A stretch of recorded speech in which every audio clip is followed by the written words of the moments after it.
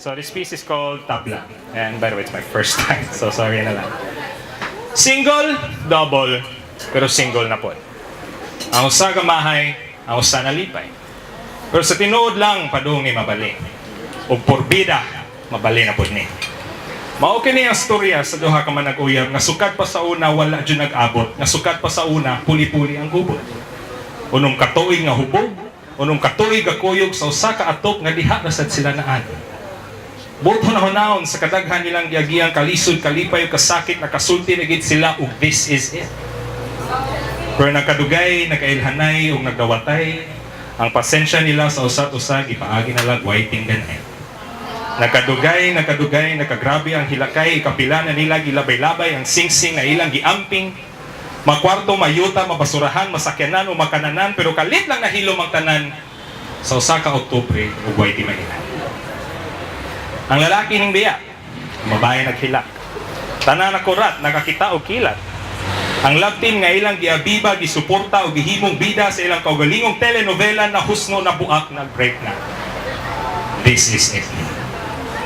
Ang uban mature, ganahan mo sabot sa duha.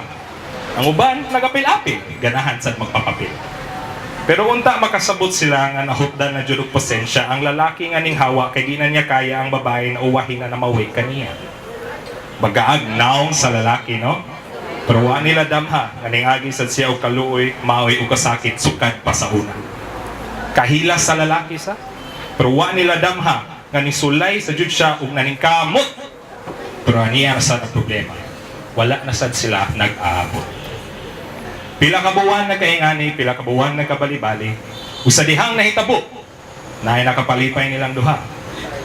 Hinay-hinay nagkalagyo ang distansya, hinay-hinay nagkawala ang konsensya. Siya sa north, ang usa sa south, ang usa sa west, siya sa east. But if only they could have at least somewhat meet. Halfway, and hope that finally both of them would stay. But as someone once told me, love doesn't work that way. No, love doesn't work that way. They say the guy looked like he had no regrets, but in truth he did. And the only regret he had was he didn't try hard enough.